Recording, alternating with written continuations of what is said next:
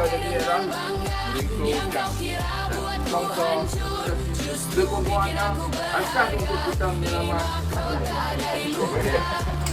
Itu untuk jenis pertama.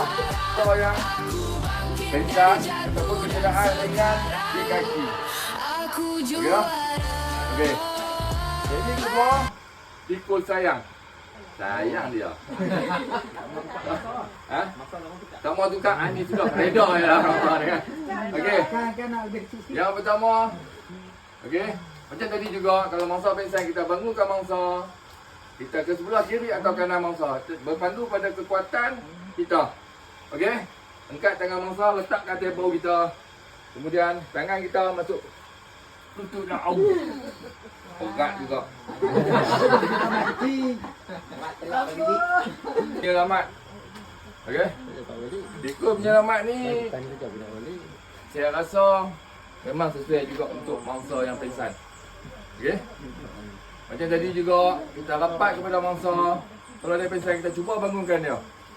Okey.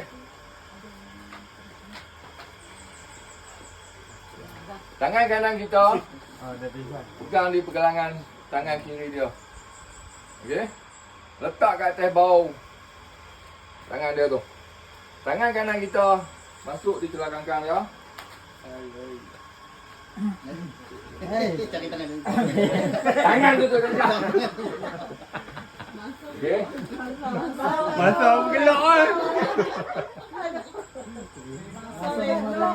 Okey. Bawalah dia ke tempat yang selamat dan serahkan kepada pihak yang bertanggungjawab. Okey. Jika kita dapat mangsa, kecederaan dia di kaki, contoh luka, dan dia tidak dapat berjalan. Okey, untuk kita bawa, ya, kita dorang menyelamat. Okey, tengok pada kecederaan dia, sama ada dia kaki kiri atau kanan. Kecederaan dia tu kita letak atas kaki penyelamat. Okey, contoh dia, cedera dia, kaki sebelah kiri kanan dia. Okey, kita letak kaki dia di atas kaki kita. Okey, pergerakan sama-sama. Contoh macam penyelamat, dia akan gerak kanan, ke kiri. Okey, Okey, bergerak.